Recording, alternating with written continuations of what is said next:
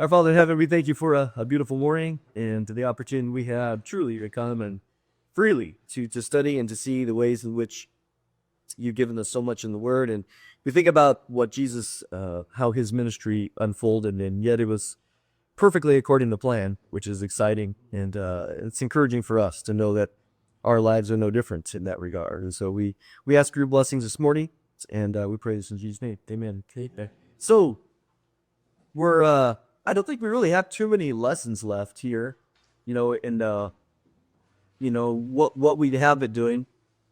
Let's righteously get her and fleece.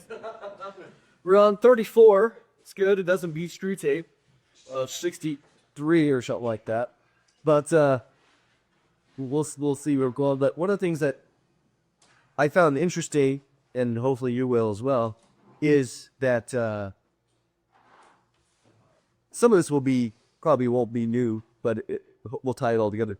Just in the sense of Jesus, as he walked around, he often said, the words I speak are my Father's words, and I don't really do anything that my Father didn't tell me to do, right? And so that helps us to grasp, or at least to be intentional about saying that when Jesus did something or went somewhere or spoke something, it had a whole bunch of meaning behind it, sometimes even casual things that we have in Scripture. So what I want to show today is, going back, we'll see it going all the way back to the beginning of this war, this rebellion of the unseen realms, some of them anyway, against the Lord's plan and his plan of redemption. And as Jesus comes along the scene, Jesus is being, as we saw last time, the kingdom is violently or is forcefully advancing, but it's being attacked, and that's just the way it is. And what we want to see today is how Jesus really provoked the enemy to come after, and we'll see that today, which is, I think, again, we have this passage in 1 Corinthians 2, verse 8, that says, if the rulers of this world would have known, they would have never crucified the Lord of glory.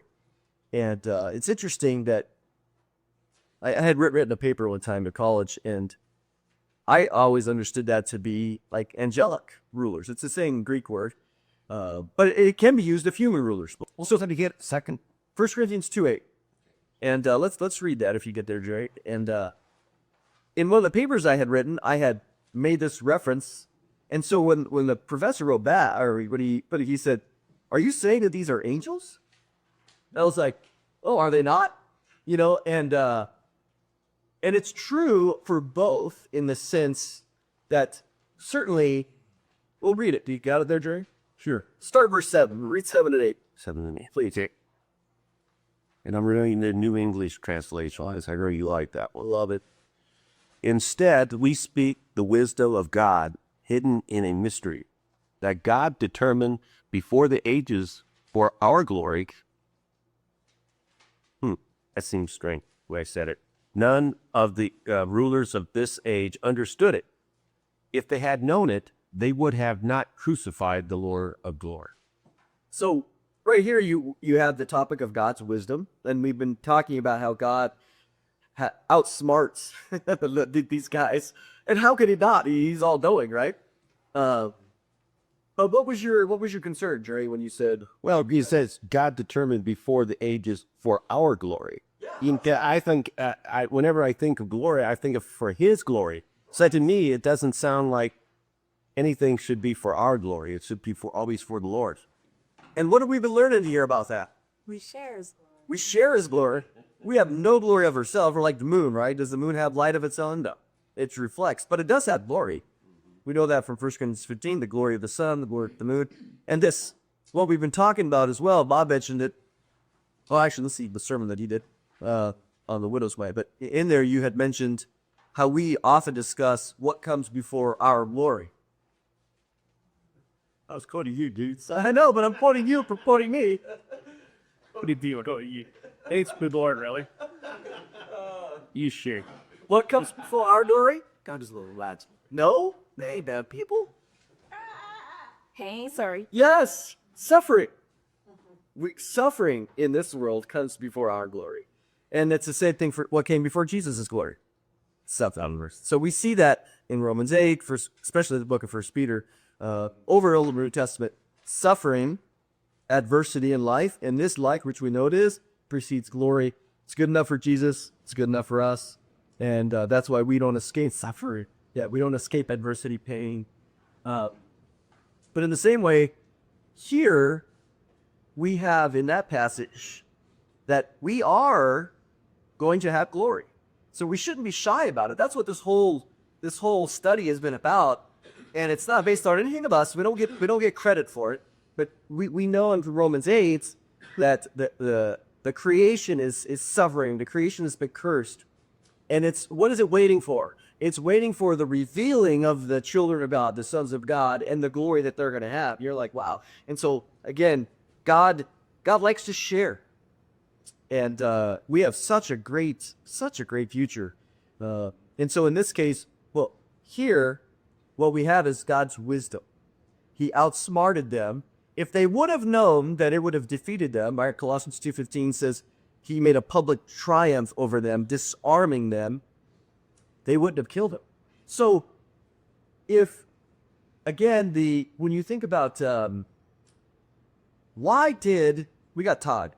Why Satan obviously didn't have all the knowledge. That's what it says. They would have known.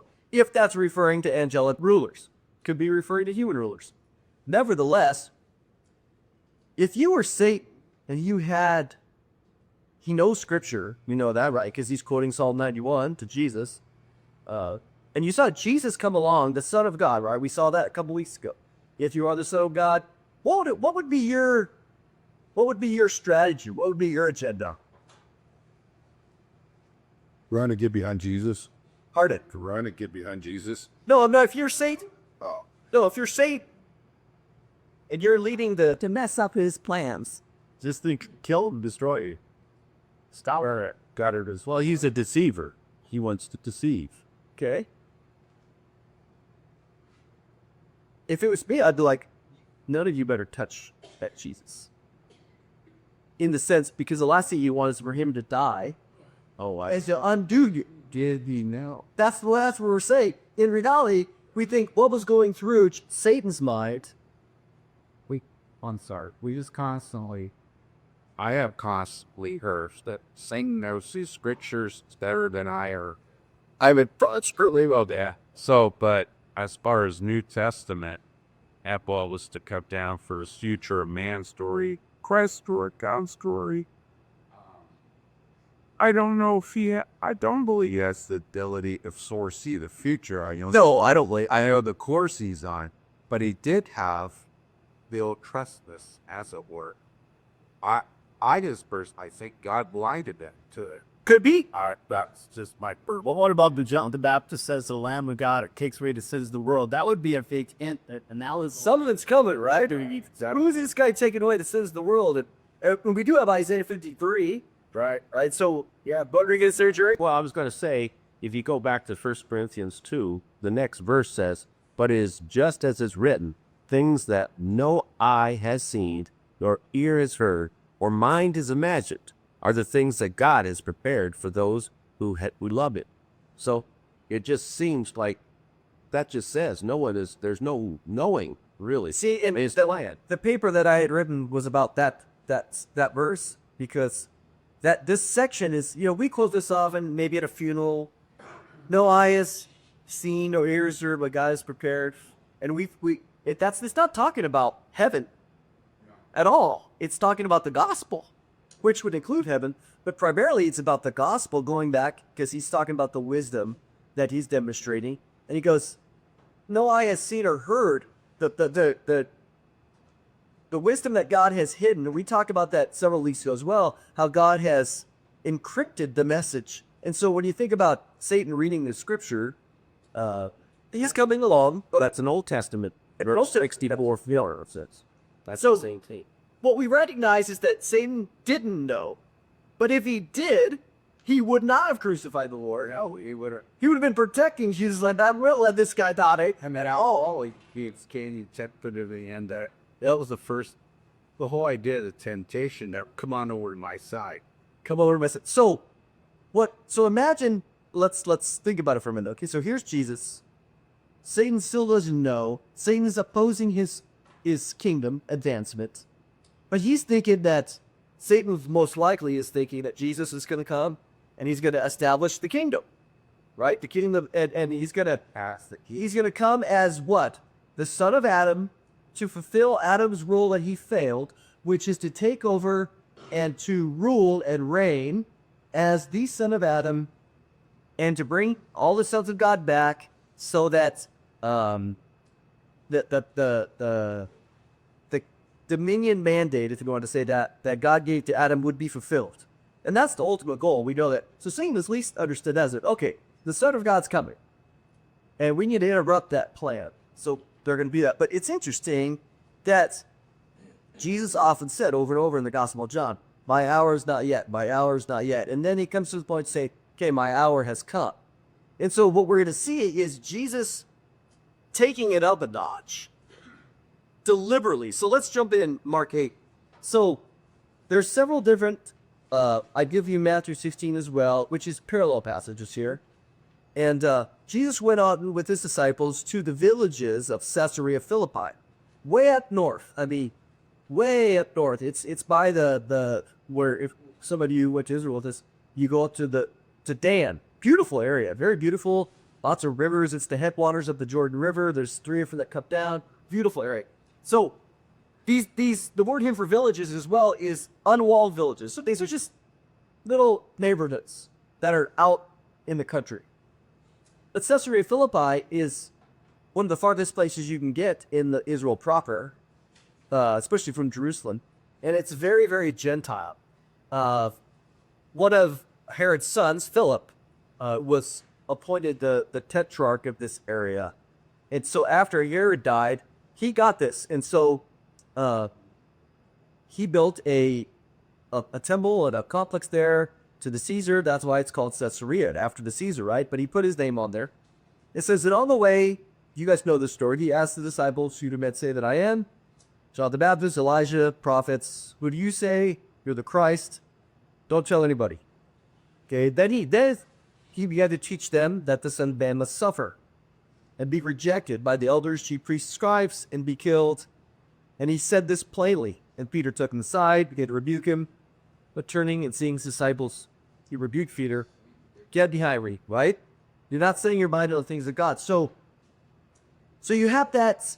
He's there at Caesarea Philippi, and what you see in the rest of this section is him talking about the gates of Hades, right? You are Peter. Good job, Peter. Because he said, who you say? You're the Christ, you're the Messiah, you're the Son of the living God. Good job. Okay? So you have them sitting there, and Jesus says, okay, boys, we're going on a field trip. And to get to Caesarea Philippi probably would take at least a couple days to walk there. Obviously they're walking. And we're going on a field trip. So he takes them to this very specifically pagan place. And when you go there, you could see where the temple to Caesar was, and the Zeus, and it's this high platform. And then right behind it is this huge rock face. That's where you get the play on words between Peter and Petra. Petros is Peter's name, and you are Petros, this little rock, and on the Petra, I'm going to build my church. But right behind it, what do you have? Mount Hermon. Mount Hermon. So you think, well, she's taking the boys up to Mount Hermon. It's kind of odd. And so, what I want to see is, so what I did is,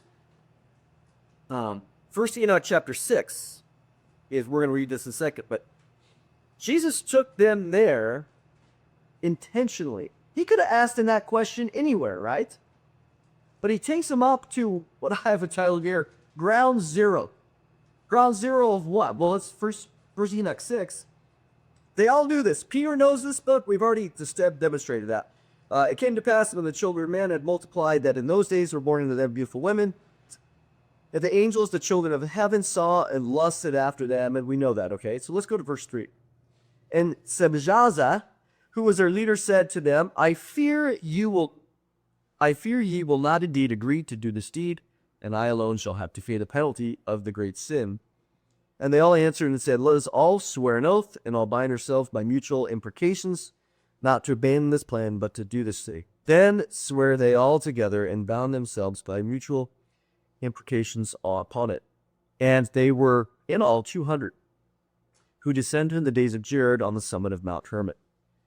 And they called it Mount Hermon because they had sworn and bound themselves by mutual imprecations upon it. Because the word Hermon is, it's the same word that we get with when we talk about the ban. Remember we devoting something to destruction. Remember all the angels and Moses had gone and all these people that were killed. They were devoted to destruction. It's the same root. And so it means basically oath, or being banned or being devoted upon an oath. And so I have here 13. I went off, this is Enoch, supposedly. I went off and sat down at the waters of Dan, which some of you have been there, in the land of Dan, to the south of the west of Hermon, which shows us exactly that there he's placing Hermon right there where it always is near Dan. Now, what do we know about Dan? I didn't put all of it on here. What do we know about Dan in the north? Maybe Old Testament. Gosh. Clueless. Go ahead. Okay. So, yeah, something happened. When you went there, Wow. They were bad news. Pretty sure.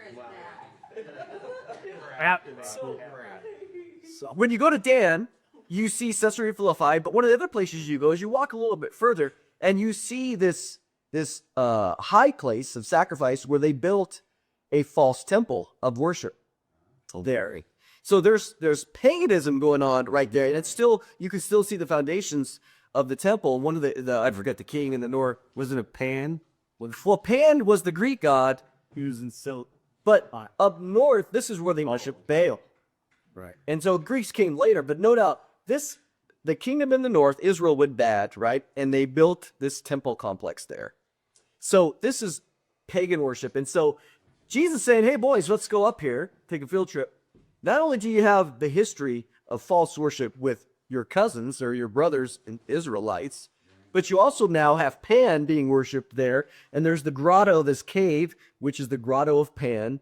And it's supposed to go down in the underworld, the gates of Hades, as well as the whole complex of a temple, another temple. You have these niches in the back for all these fairy gods and nymphs.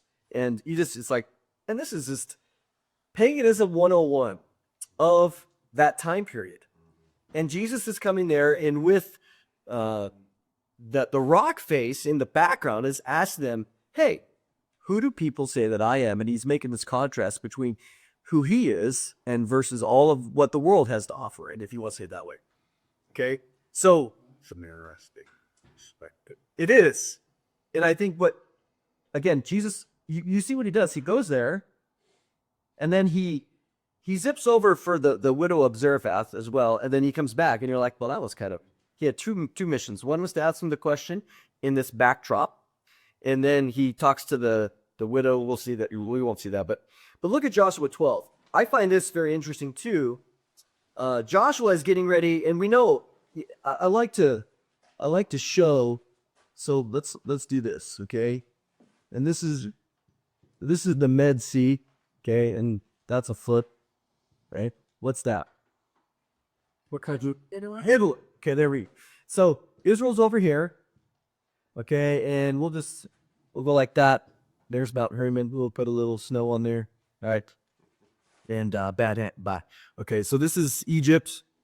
We'll put Egypt over here, and so let's do this, and we'll just go like that, okay? And this is going to be the Jordan River, all right? So the Jordan River will make this. What sea is this one? Dead. That's the Dead Sea, and this is the Red Sea, and that's the Med Sea. Okay, that's how you know. All right. So when they leave Egypt, we know that they came around like this, right? And then right over here is called the Arnon Valley, which is there's a river there, the Arno River.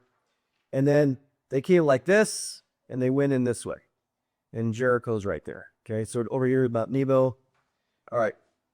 It's interesting, though, that actually what they did is they came up here first, and then they came back down like that.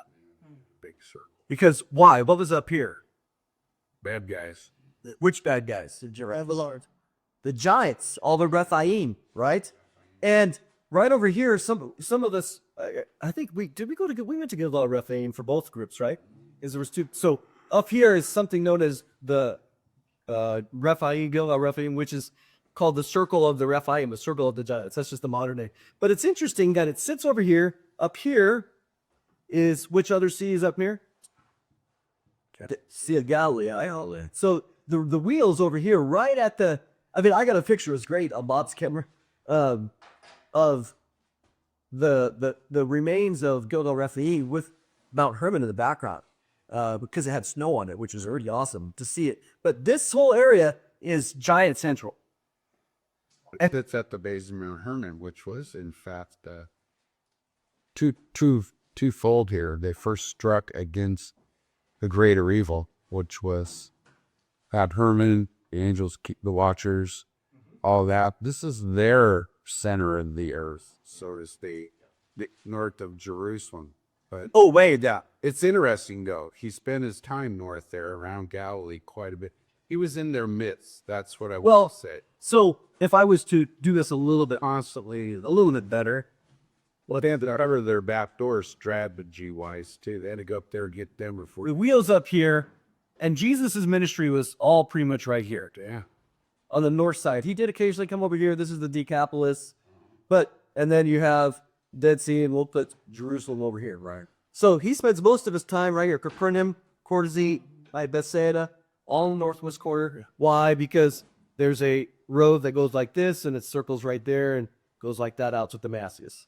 So he's right on the highway. She knows how to spread the message. What were you going to say, Jared? Well, because you brought up Enoch 6:1-6, I went to Enoch 7. It says, and all the others took together themselves wives, and then chose for themselves one, and they began to go into them and defile themselves, and they taught them charms, enchantments, cutting roots, making them acquainted with plants, and they became pregnant and bore giants. Yep.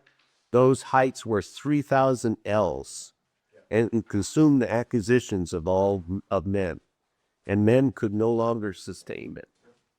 So we have here what we saw, foundationally way back, are recounting of Genesis 6. So it's kind of easy to remember. First Enoch 6 and Genesis 6, they both tell the same story. But in Joshua 12, as these guys are coming along, hey, they're coming in, it says, now these are the kings of the land whom the people of Israel defeated and took possession of their land beyond the Jordan toward the sunrise, from the valley of Arnon to Mount Hermon, which is the valley of Arnon to Mount Hermon. East side towards the sun, right? Towards the sunrise. So he goes on, this is, Simon, king of the Amorites, who lived at Heshbon and ruled from Aror, which is on the edge of the valley of Arnon. We saw that from the middle of the valley as far as the river Jabbok, the boundary of the Ammonites, that is half Gilead. You have as well, up here is the Jabbok River, and then you have another one, the Yarmuk, okay? But you see that they're coming across here, and they're going from this valley here. Now, you see this little thing here? Just if you want to know geography, this is called the Arabah, which is it's part of the rift. They call this the rift that goes all the way down into Africa, and it's the lowest part on earth. That's why the Dead Sea is really, really low. And so they're talking about this. There's nothing that flows out here, but it's still an indention in the earth. And so they call this the Arabah, and it's really dry. So they said, hey, everything eastward, we're still getting that too, or we at least went through it. But he says, okay, look at verse 3. And the Arabah to the sea of Chinneroth, which is the Sea of Galilee, eastward. So they're definitely coming in. God says, before I put you here, I need you to go take care of this. And we went through all that already. But just to show you, in verse 4, and Og, king of Bashan, one of the remnant of the Rephaim who lived at Ashtaroth and at Edrei, and ruled over Mount Hermon. So this area here, it becomes, this area here becomes part of Israel, for sure. But when you look I'll do it this way. Bashan, and this is the Arnon. We'll just meet up there. So this area is Bashan, and so you think all the way up to Mount Hermon. You go, okay, that's cool, you know. Big deal. Well, it is a big deal because what we see is Jesus takes the boys off. Really, if we look at Dan, I'll put Dan right here. That's hard to see. The Dan is right here. So there's Mount Hermon. It's down to the south and to the west. We saw, and it again. These are the headwaters of the Jordan. So that's a long way away, even from Sea of Galilee. Sea of Galilee is probably a little lower, but it's on a field trip, boys. And he takes them up there to Padias, and then he says in verse 28, "Truly I say to you, there are some standing here who will not taste death until they see the Son of Man coming in his kingdom." So this has always been, I think we talked about this a while ago, where this has been shown as a false prophecy by Jesus.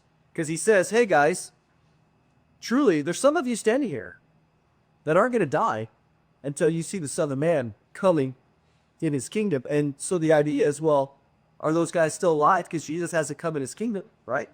He's talking about the second coming. So there's a rumor. I remember when I first got saved, I had read something that this verse proves that some of the apostles are still alive 2,000 years later because Jesus hasn't come back. They really went that way with that. Yeah, well, I mean, at face value, you'd be like, oh, wow. And, but then, that's 28, is the last verse of chapter 16. And then, of course, you have a chapter break. So you think, oh, I finished reading chapter 16 for today. I'll start chapter 17 tomorrow. And we forget that this is smooth reading. It just keeps going. And it's interesting that in the Mark passage and also in the Luke, there's no chapter break. So it just, after 6 days, Jesus took with him Peter, James, and John, those three only, and led them up a high mountain. Okay? The highest mountain in Israel is Hermon. It's close to 10,000 feet. So he's up there on a field trip, and he says, hey, some of you are going to see the Son of Man coming in his kingdom. Okay? And he takes three of them, and they go up onto a high mountain. And some people say that it's Mount Tabor, which is down roughly over here. Mount Tabor is like 1,500 feet, maybe 2,000 at most. That's not really a high mountain. Mount Hermon is the high mountain in the area. Plus, I think Jesus is saying to them, I'm going to take some of you, and I'm going to reveal myself, and you're going to see my coming in my kingdom. That makes more sense. So then, verse 2, and he was transfigured before them, and his face shone like the sun, and his clothes became white as light. And behold, there appeared to them Moses and Elijah talking with him. Of course, Peter speaks, said to Jesus, Lord, it's good that we're here. If you wish, I will make 3 tents, one for me, one for you, one for Moses, and for Elijah. He was still speaking, and behold, a bright cloud overshadowed them. A voice replied, said, This is my son, with whom I am well pleased, listen to him.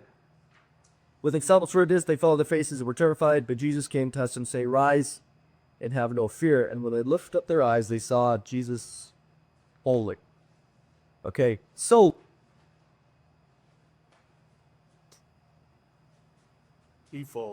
what's going on here?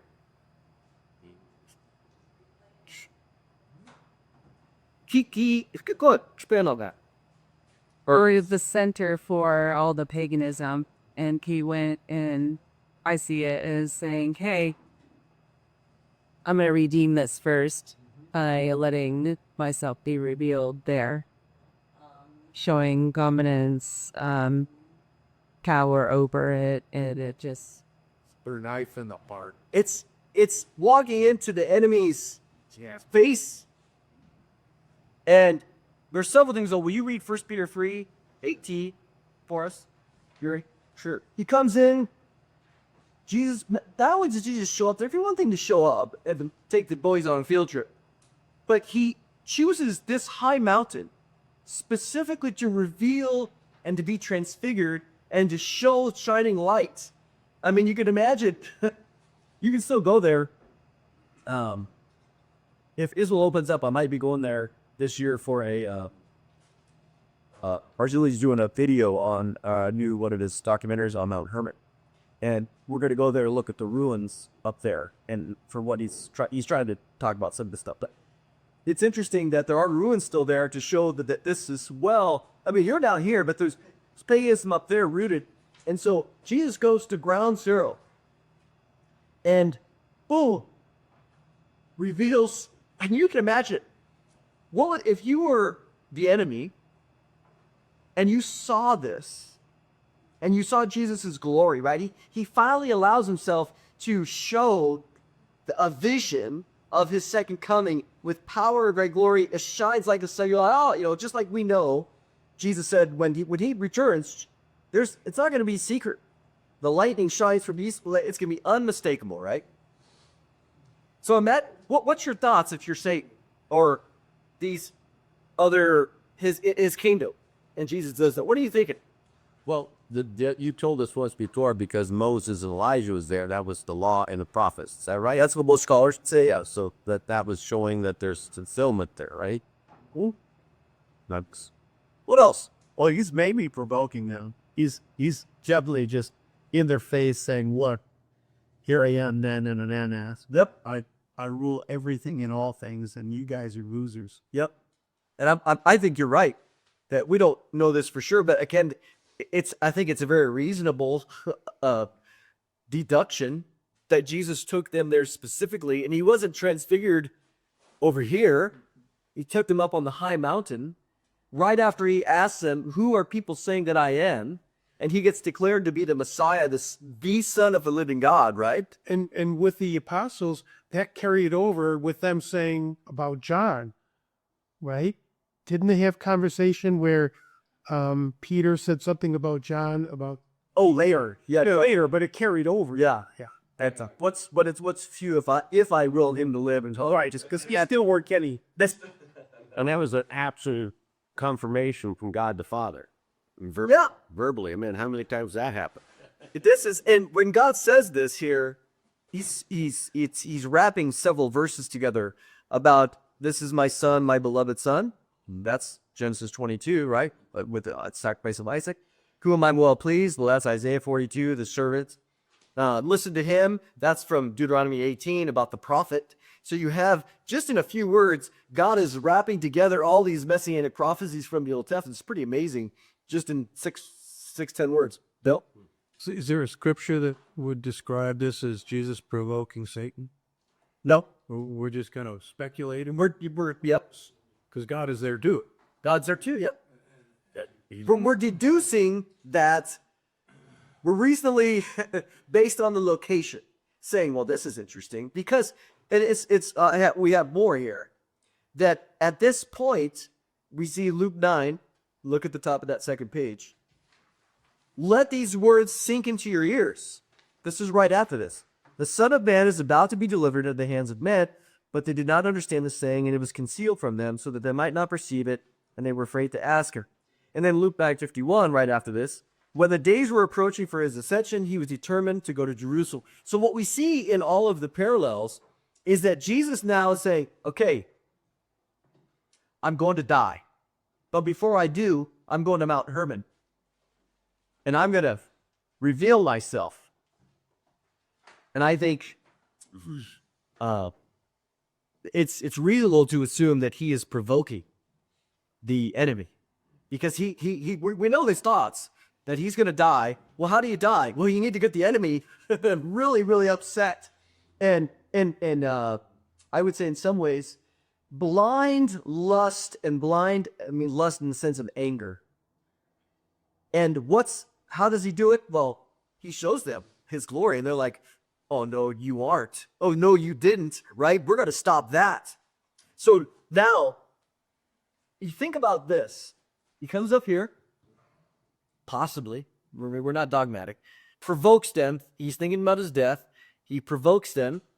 He tells Peter, James, and John, tell no one about this vision. Okay? I don't want anybody, What's 1 Peter 3:18? because Christ also suffered once for sins, the just for the unjust, to bring you to God by being put to death in the flesh, but by being made alive in the spirit. Keep going. And if in it he went and preached to the spirits in prison. Okay, let's not use the word preach. Let's use the word proclaimed. Okay. Should I start going back to NIV then? Because that's used it. No, this is fine. It's the Greek word can be used both, but it really means to proclaim. But go ahead and use the word proclaim then. Okay. And he proclaimed to the spirits in prison, after they were disobedient long ago, when God patiently waited in the days of Noah as an ark was being constructed. In the ark, a few, that is 8 souls, were delivered through the water. Okay, so let's stop there. What's the timing? What is Peter thinking of here in this passage? Well, my quote, my study commentary, I'm not that smart to figure out. So Peter further explains that the abyss is inhabited by bound of demons who have been there since the time of Noah, and who were sent there because they overstepped the bounds of God's tolerance with their wickedness. And their demons of Noah's day were running a riot through the earth, fulfilling the world with their wicked, vile, anti-God activity, including sexual sin. Believed in 120 years of Noah's preaching, while the ark was being built, he could not convince any of the human race beyond 8 people in Noah's day to believe in God. So, that particular commentary is describing these spirits in prison as demons. That's an assumption. What we do know is going back to the time of the flood, which is chapter 6 through 9. We know in chapter 6, 1 through 4, before he starts talking about the flood, we've already gone through this. That the fallen angelic angels came down, some of them, to mate. And we know from 2 Peter 2, which is, we get it, same writer, that, let's read that. 2 Peter 2:4, as you get there, we know that these sons of God, 6 Genesis 6:4, came down where? To earth. Where? Mount Hermon. Right? That's what we just read. So they come down at Mount Hermon at this time, and what's their punishment? 2 Peter 2:4, go ahead.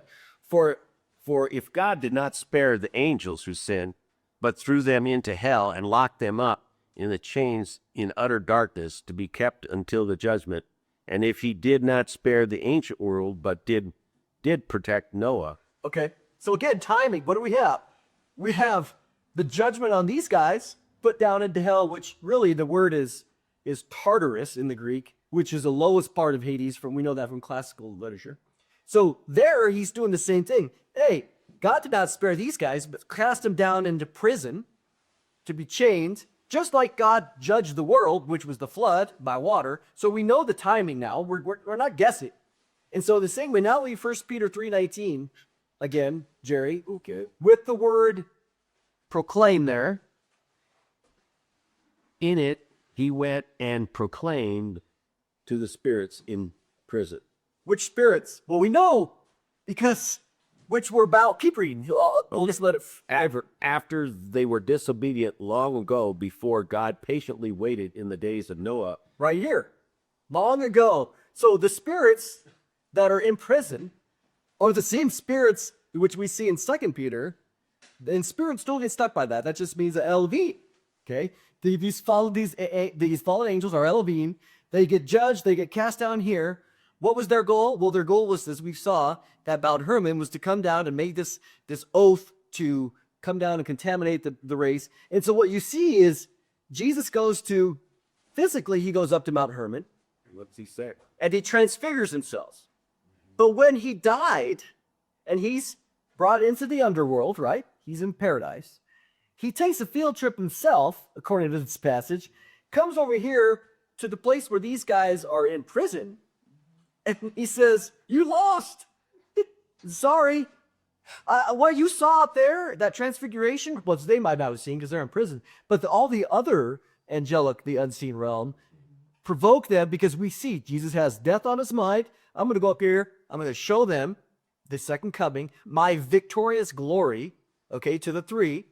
And then when he goes and they come and they go to kill him and they do kill him, once they kill him, he comes over and takes a visit. Now that happened after the crucifixion, before the resurrection. Correct. That's the timing. So he comes over to talk to those guys that have still, I would say they're still in prison too. They've been imprisoned until the day of darkness. When did they get judged?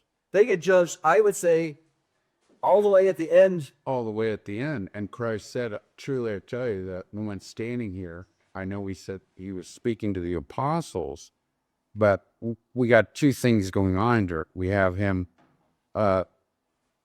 dealing with salvation of men as well as that second mission There's a second mission. over evil, right? To finally rid And, all of it. And in regards to that, he was speaking to both. oh, You know, the prophecy was fulfilled. There's some standing here who will not taste death till they see this. Not all of them. No. And he took Peter, James, and John. They go up, and they get a vision of the second coming, which is fulfilled. Bull, prophecy done. and I think, They don't need to be 2,000 years old. right, I'm thinking not just, gosh, I can't remember, they are being held there till the end. So that's the question. What some scholars will say is that they are released in the middle of the tribulation. The abyss. Revelation 9, the abyss is opened, and they get to come out and wreak havoc on the earth again, which doesn't matter. We do know something comes out of the abyss of Revelation 9, locusts, smoke. So let's go to 17. We're doing good. As they were coming down the mountain, Jesus commanded them, tell no one of the vision until the Son of Man is raised from the dead. So he tells Peter, James, and John, hey, it's a vision. You got to see, and he was transfigured. And I imagine, in darkness. This is like ground zero for darkness, for evil, right? Going way back to what we know Peter and them are quoting, right? Jude as well, the book of Enoch. So we know it's in his brain. It's in Peter's brain when he's writing this, whether it's 1 Peter or 2 Peter. But this is like ground zero of darkness of how it began, and Jesus comes there, and just you can imagine the light. I'm sure the other disciples, they weren't allowed to see it, but I get this portrait of what in the world's going up on the mountain. I see this light, but it's a vision. But you wonder whether God allowed the enemy to see it as well, Everybody to see. to provoke them. Like, we are going to stop this. But it was in fact a stab right to the heart. Yes, at ground zero. At ground zero, like, here I come. Here I come. And but there's still a big gap there. We go back to Satan, what he knew, what he did. What exactly? That's the hard part. I'm not saying this was a plan B with God. This was always in effect. And we have to remember that Yahweh is the only uncreated creator, right? And we also know that he sits on his throne and will do what he will. Why he plays this all out this way, I just can't help but feel that thing not having near that power, but having great power, can't. I always want to reflect back to Job. Remember, he had to go ask permission from God to do this. And I transfer that over about how well, because he's this being now that's going to get his gut kicked. And he has to know, because of his choices, this is his mission. Well, we also know that God is dramatic, isn't he? Certainly, yeah. That's why I think with Moses, he says, Moses, go in there, throw your rod down. The rod becomes a snake. Well, he gives an opportunity. He's provoking, right? He's going in there, and then Pharaoh says, big deal. He brings his magicians, they do the same thing, and then the snake eats their snake, right? So then God's like, okay. But God deliberately goes in there and provokes the enemy to respond. And so, but it's what to our senses, so we have greater understanding. Yep. Nothing's accidental. Nothing's accidental, because ye are human flesh. We have to connect to that, hence the snake eating the other snake. Yeah. God, now they Great. This is not to mention the fear it instills in the bad guys, right? Absolutely. I think what's interesting is, starting with Peter saying, Lord, this will never be. This one that Jesus says, get behind me, Satan. So what mankind, having mankind all over himself, you know, in the flesh and so forth, we're prone to take and celebrate things that are none of our business. This is obviously a secondary issue in regards to it's recorded. We see his victory and so on and so forth. Here's Peter wanting to create 3 tents and make something out of this, which God doesn't want our attention to go here. He's told not to say anything until after the resurrection. You know, so you get this playing down of this spiritual triumph because our center of our faith is the cross, not Mount Hermon. If that made sense. Well, sure. So there's something about not drawing too much attention to this. There's a victory here and there's God's glory here, but you know, God says, "Listen to my son, Peter. Listen to him. This part. Let's not take a lecture here. It looks like a religion. Yeah, listen, right here out of Peter, you know, Because Peter was equating, oh, great, Moses, Elijah, they're cool, and let's get Jesus in there. And he's like, what? And what the implication is listen to my son.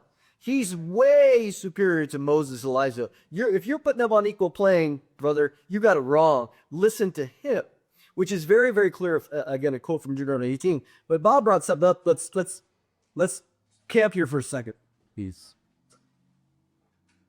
Son of man's gonna die. Peter says, Jesus, no way. Not gonna let it happen. You know, no, I will not let this happen. You're not gonna die, because Peter's thinking of his kingdom. He wants to be at the right hand, left hand, right? He's thinking earth to tea. And so at this point, Jesus says, get behind me, Satan. So was Satan speaking to Peter about trying to keep Jesus from the cross? No, I didn't know it was just Peter's. Like, Well, why did it say, get behind me, Satan? because it's the spirit of, it's like, there's ideas. Okay. Okay. That's how I see it anyway. I don't think Satan was, That's the question. Yeah, I think that we line up with satanic, and I've struggled with this in my own work a lot. We line up with satanic things because they seem right. They're just opposite of God, right? Right, but they seem right in our thinking, and they seem like they don't do any harm. They seem like they actually do well, and they help people. But it's anti-God. It's anti. Because it's not lined up. Like, for instance, suffering. Suffering is allowed by God, and it has a very good purpose. And so a lot of times when we try to take suffering away, we are in the mindset or the kind of the rut of satanic Shortcuts. Yes, there's enabling the flesh that we take suffering. And that's what I think. I think that's what that is. What, you know, Part of it. what we do know is that according to Jesus, it was opposite of God's plan. And so he throws the Satan label there, which is true. But let's say for a moment, let's run with the hypothetical. Let's say that Satan was whispering in Peter's ear, don't let him go to the cross. Don't let him go to the cross. Peter goes up there, don't go to the cross, right? And he says, get behind me, save me. Well, if we ask the question, what changed Satan's mind, let's just run with it, don't go to the cross, to Satan killing him on the cross? What changed? What's intervening in there? Well, the Mount Hermon. the Mount Hermon experience. That's why I said there's a lot of logical deductions here, because this is Matthew 16. Something happens here, Matthew, which is 17, and then all of a sudden, we'll see here, Satan enters Judas.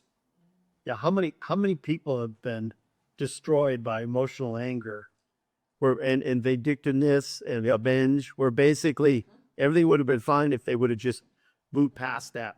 But many a person has been destroyed by being default, by being developed and angry and wanting vengeance. Blind vengeance, blind anger, emotion. So what we do know is, either way, what Andros said is correct. Either way, it's opposite of God. But if Satan was really whispering in here, what changed his mind? Well, he was provoked. And then all of a sudden, he became determined to kill this guy, because he got to see potentially the transfiguration and the certainty of the kingdom, of Jesus' kingdom. So maybe not. But let's keep going here. We're seeing a war played out, No doubt. especially in the unseen realm. And what we always have to remember is Satan comes along as it progresses and unfolds, whereas God knows, and he draws Satan in. We know what We're explorer. really punishing Satan, to be honest with you. This whole, however long this existence has been, Satan has actually been under punishment the whole time. You know, even feeling like he's running rampant on the Or he's getting his way. or yeah. We know in Acts 4:27 that it was the predestination in the foreknowledge of God, where Herod, Pilate, the Jews, and the Gentiles did, as we saw that last week's sermon, did according to what your hand had predestined. So God is working, and he's allowing the enemy to maybe get angry, to get just blind and fury. And this great culmination is it's all gonna be for God's glory. We know that. After mainly Christ and his kingdom set up. But the fact is, he's just Oh yeah, he's poking the finger. Constantly. So he says in verse 10, the disciples asked him, this is all kind of off topic, but we got time. Why do the scribes say that first Elijah must come? He answered, Elijah does come, and he will restore all things, future tense. But I tell you that Elijah has already come, and they did not recognize him, but did to him whatever they pleased. So also the Son of Man will certainly suffer at their hands. Then the disciples understood that he was speaking to them with John the Baptist. Like, where did John the Baptist come in the picture here? And if you compare this with Matthew 11, he talks about John the Baptist there. The idea here is this. Hey, till no one till raised from the dead. Hey, well, why did the scribes say Elijah's going to come before the coming of the great day of the Lord? They're remembering Malachi chapter 4. Because Elijah is supposed to come. And he says, well, in a sense, we know from Matthew 11, when John the Baptist came, he came in the spirit and power of Elijah. That's Luke chapter 1. He came turning their hearts back, and that's what the angel Gabriel said. So, in a sense, Jesus says, if they would have received the kingdom, then John the Baptist would have fulfilled that role of Elijah. But they didn't. So, because of that, John the Baptist didn't fulfill that. Therefore, Elijah is coming. Future. So, the next thing I expect of the scene is to see Elijah. And Jesus is saying here that Elijah will be coming again. That's a literal prophecy coming to be. And he will come. Will he be one of the witnesses? Yeah, don't know. Well, why does it say Elijah may already come then? Because he says, but I tell you, Elijah's already come, and they didn't recognize him, and they did to him. He's talking about John the Baptist. Elijah has already come in the person of John the Baptist. And they did not recognize him, but did to him, well, they killed him. Right? They beheaded him. And if you read Matthew 11 as a comparison, you'll see this what Jesus is saying here. That it's cryptic. I grant that. But he's saying he has already come in the spirit and power of Elijah. But they killed him. But I'm telling you, because they killed him, Elijah is now going to fulfill that Malachi 4 prophecy. This is still a huge debate. It is.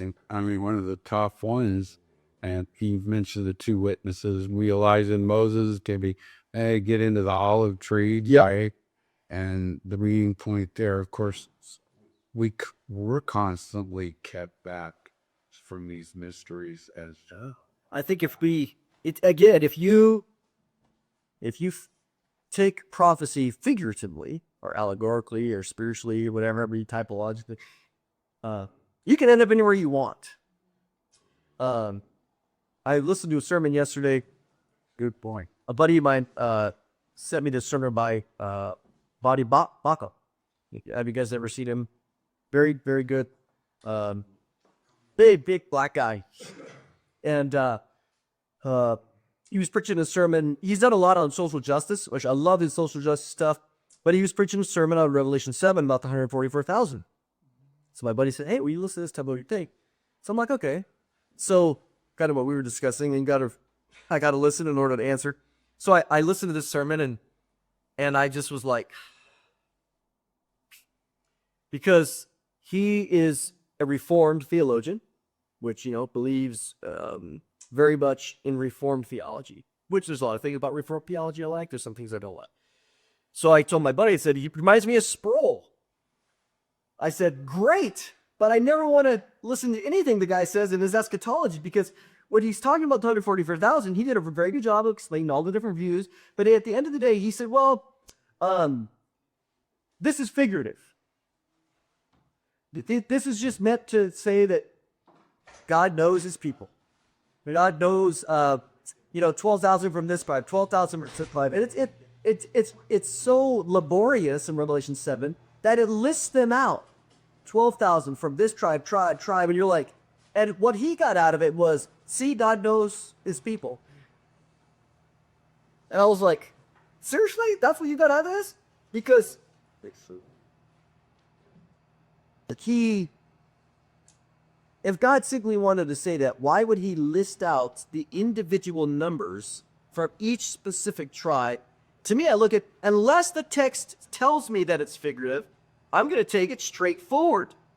These are Jewish people from the tribe of Naphtali, from the tribe of Asher. I don't know how. See, if I said, okay, what do you think that means, Kathy? Okay, Kathleen?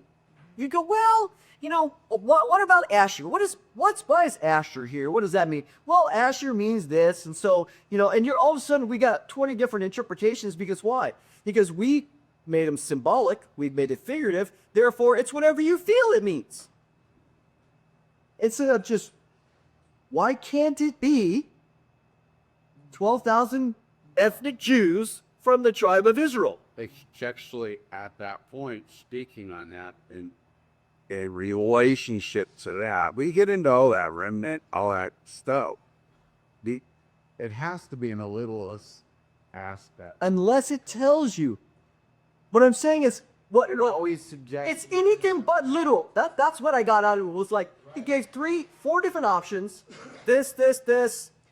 But it certainly isn't literal. So let's joke into one of these figurative, symbolic invites. And I'm like, and then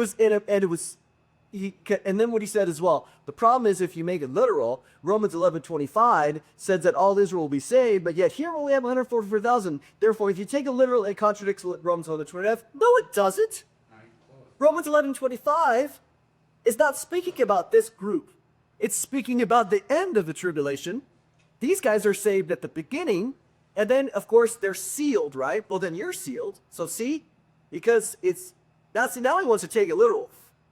These are 144,000 that are sealed. Ephesians 1:13, 4:30 says you're sealed. Therefore, see, the seal is literal, which means it's a Christian. And you go, well, now you're just picking and choosing. Bodhi Bach, I listened to a sermon yesterday and I'm Revelation 7. Butchered it. I couldn't believe how bad it was. Everybody know that, in fact, it's the Jehovah Witness. Well, he mentioned Jehovah's Witnesses too. Those are the 144. I give him credit. He said this is one option. But what in the sermon he says, some people believe in this secret rapture, and this literalism and this futurism. And so my buddy, he's using a lot of buzzwords, and he's attacking a straw man, unfortunately. And by using these buzzwords, secret rapture, I certainly don't believe in a secret rapture. I go, the only people that call the rapture secret are the Reformed people that are casting mud of the people that believe in the rapture. A good dispensationalist never has ever called it a secret rapture. Ever. Because it's not secret. It's very public, in fact. But yet, if they're defaming, they're mudslinging, unfortunately, of the rapture, they throw the term secret on it to make it sound ridiculous. Secret. It's Gnosticism. It's this special thing. And you're like, oh, we never said that. What are you talking about? But it's a labored buzz. Probably not relative, but between you and I, would you call that false teaching? Well, I find it a just different interpretation. False teaching is a very, do I believe it's false? Yeah. Do I love? Oh, absolutely. The guy's saved. Being taught. Yeah, this is one of those secondary issues people disagree on. I find it challenging because So we'd have to take it back to Reformed theology. well, yeah. And I would say Reformed theology, as in anything, kind of comes in a block. If you're a Presbyterian, this is what we believe. if we're charismatic, this is what we believe. And so you come in and you start accepting theology in blocks. This is what the Methodists believe, and they have a theology going from God all the way to the end. And I look and go, I'm not going to commit myself to any one label. I'm going to be eclectic. I like that. I don't like that. Again, love certain parts of Reformed theology. You love Sproul. If he wants to talk about the holiness of God, I'm going to put him on the... But if he's going to talk about eschatology, I'm going to burn his book. Okay? Because I don't... It's... The hard part is this. And we talked about this, I think, on Wednesday, but if you look at the prophecies of Jesus' first coming, are they literal or figurative? When it says that Micah 5:2, that he would be born in Bethlehem. Well, Bethlehem means house of prayer. Really what that means is not literal. Jesus said, I'm the bread of life. Don't you see that Micah 5:2 is speaking about Jesus' ministry as the bread of life? Okay, go. Was he not born in Bethlehem? Literally? You see what I'm saying? If you look at all the prophecies of Jesus' first coming, are they literal or figurative? We also have to remember that in speaking to this and what he didn't see to remember, speaking about the 144, this is after the rapture of the church. The secret rapture? The rapture of the church. Thessalonians, Paul. Well, This is after the church taken. Where does God's focus go? one of the things I told my buddy, Church comes out of the world. because in there he said, I don't see the rapture in the book of Revelation. I go, I don't either. It's not. But I do see in Revelation 3:10 where there's the promise, I will keep you from the hour of trial that's going to come. And then here was the other thing. Let me just bet there.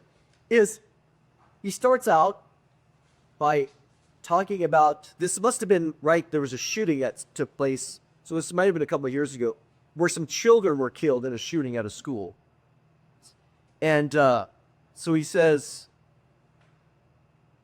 these people that believe in this pre-trib teach that we're not going to have tribulation. That we're going to escape tribulation. Did those kids escape tribulation? I'm like, well, now we're pulling on the heartstrings? Now we're making this emotional? And as I told my buddy, nobody who believes in a preacher rapture doesn't believe John 16:33. In this world, you're going to what? Have tribulation or trouble. But I said, Jesus made a distinction between trouble that's tribulation that's general and Matthew 24:15, which says, then there's going to be great tribulation that has never happened since the beginning of the world. Two different things, but to say, see, these Christians, they escape tribulation. Oh, Jesus in John 16, therefore case closed. The pre-trib rapture's wrong. I was like, and then to bring the case in? Man, you have to do that? I was like, oh, come on. We also forget we can suffer not only in our due, but we can suffer under death. Well, exactly. Doesn't it say somewhere that we will see through a glass darkly? You won't have that total understanding. Therefore, everybody's got their own opinion, which we know about opinions. So, hey. But at testing, we give up. And so what I would say to my brother would be, why don't you, if you're going to take that hermeneutic, right? This class ultimately is about hermeneutics. It's about teaching us how to look at things so that we can look at any passage of Scripture and understand it in its context, culture, all things, language. If you, anybody, Scroll or any of them, if you take the first prophecies straight forward, I hate the word little because it's basically pejorative. It's this word, oh, you're a literalist? Aren't you? Did not Jesus literally die on the cross, or was it figurative? If you take all of those prophecies of the first coming straightforward, face value, Bethlehem, death of Ross, 30 beasts and sober, you name it, being betrayed, having pierced hands and feet, Psalm 22. Why all of a sudden when we get to the second coming, if we just spiritualize everything? Where you go? We just figure, I mean, what? And what you have is, it comes back to some subtle things that in Reformed theology is very anti-Semitic. And there's no place for Israel. Ever is. Yeah, and there's such an admiration for the church here that they can't really consider, Romans 9-11, that there's a final chapter for Israel. Because there's two peoples, right? These two peoples idea. You're like, That'll see. Quick little progress from my study eschatology over the last 10, 15 years, I did listen to Bodie Bachman's whole series on that, but I listened to Brian Boardman's whole series on that. So the reason I listened to both those guys is because X amount of years ago, I started, discovering the reformers, teaching the five solas and so on and so forth. So the reformers coming out of a time of great hope and future, you had the Puritans, you had America being discovered and built. Here's this new country and this new, prosperity, all this bright stuff. So the idea of being optimistic and things are going to get better until Christ's return is part of that narrative. Was this, everything's the cup is half full type thing. But what's interesting is I listened to Brian Boardman's series, and I read, and what's interesting about both Bodie Bachman and Boardman's series, mudslinging. What about Israel? What about the future? Well, hang on. Can you tell me what's going to happen in the future? There's really I could see, and I don't know if you can tell me if you know of any of these guys from that perspective, can explain in detail what to do with Israel and what to do with the future, and give us some details of the second. Nothing special about Israel becoming a nation, and nothing. Yeah, there's no details. And so the funny thing is, I went to the abortion thingamajig in Reno. What was that? What's the Life Choice? I went to Life Choice's fundraiser in Reno. Ran up to Stu Boardman's mudslinging, and I literally just walked up to him and said, "What do you believe is going to happen in the future?" But it was kind of totally caught him off guard. It was super awkward, but it was just like all I heard was what wasn't going to happen and so on and so forth. And I literally just kind of like freaked him out, like, "What do you think's going to happen?" Did he respond? Not really. No, I mean, we're on the proceeding and for all the rest out and waiting for this event. It was really stupid when we said that, but I was so pent up, like, well, what do I do with the future? I had no future thought. I mean, they believe Jesus is going to come back, but no tribulation, no Antichrist, none of that, none of this stuff. We're going to, in fact, if we go, some of it they had different views, but we're going to end up going through the tribulation. But really, what's tribulation? We have tribulation all the time, right? So what's special about this? Well, Matthew 24 says there's going to be great. Well, that was 70 AD. Then they become preterists, in their viewpoints, and you go, so Jesus came back in 70 AD? Yeah, he did. He came back in judgment. Is that what it says from lighting east to the west, Now we're almost Jehovah's Witnesses because they believe he came back in 1914. And you're like, oh, wow, which is kind of what the other book was talking about, that there's no need to return because he's been here the whole time. You're like, so now we give up on the return? We're almost the end of the lead, Corey. Right. And well, again, lots of viewpoints. But let's wrap it up. So Jesus comes down, and immediately he's confronted with a demonic attack, from the mountain. No surprise. 18, he rebuked the demon, and it came out of him, and the boy was healed. With Luke 10, we discussed this last time, that Jesus now, after being transfigured, comes down and sends out the 70. I want you to go out, and we're going to take a dominion back, which again is another... What did Jesus say in Luke 10:20? What did he say about Satan? I saw him what? Fall like lightning. Now, imagine, Jesus is up here. He comes down now, he's sending 70 out, and he gives them authority, and they're going out, and they're casting out demons left and right. Would that help provoke? Oh, yeah. The war's on. The war's on, and we're losing. We need to get rid of this guy. He used those 70. Yes, I saw Satan's were full. And the demons were being used to entrap and to cause Jesus stress. I don't know. Jesus simply turned around with 70 people. He killed most of his force right there. I asked there at hours, just healings, raising from the dead. By his name on. Yep, authority. So now, fast forward. Between Luke 10 and Luke 22, and Luke is writing his story. Now the Feast of Unleavened Bread drew near, called Passover. Chief priests, guys, were seeking how to put him to death. They feared the people. Verse 3, then Satan entered Judas, called Iscariot, who was of the 12. Satan now takes first hands Possession. We're getting rid of this guy. So, 1 Corinthians 2:8 still makes the description. He didn't know what he was doing. But if he was keeping Jesus from the cross here, something changes his mind because now he enters Judas. John 13:1. Now, before the feast of Passover, when Jesus knew his hour had come, having loved his own, he loved them to the end. During supper, when the devil had already put it in the heart of Judas to betray him, Jesus knew that he was going to leave. All he would resist the temptation of his own sin. Yep. And his own lust to get rid of this guy and blind fury. So we're trying to piece some things together. Nothing's dogmatic here. But what we do know is it isn't coincidental that he went to Mount Hermon. Because if we don't know whether the book of Enoch is true or not, but yet we do know that pagans have had it in their mind.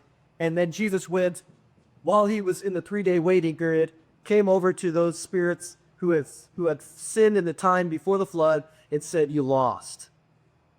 Proclaimed victory over them. That's why the word preach is I think it's unfortunate there because it doesn't fit the context. Where have you ever had Jesus preaching the gospel? Why do you preach? To get people saved. Well, so people have run it the wrong way, assuming that that's a preaching of a gospel to save these people. It basically a second chance. That is not taught in the Bible. But if it's a proclamation of victory over those spirits who have been in prison since way back in the flood, we go, ah. So what did Jesus conquer when Judaism, the Jew, and the Messiah, expecting the decimation of Romans, right? In fact, it was the decimation in the spiritual. At least. To open heaven, at least. And we're going to see. Now I understand why everybody else was held back from the reveal. Yeah.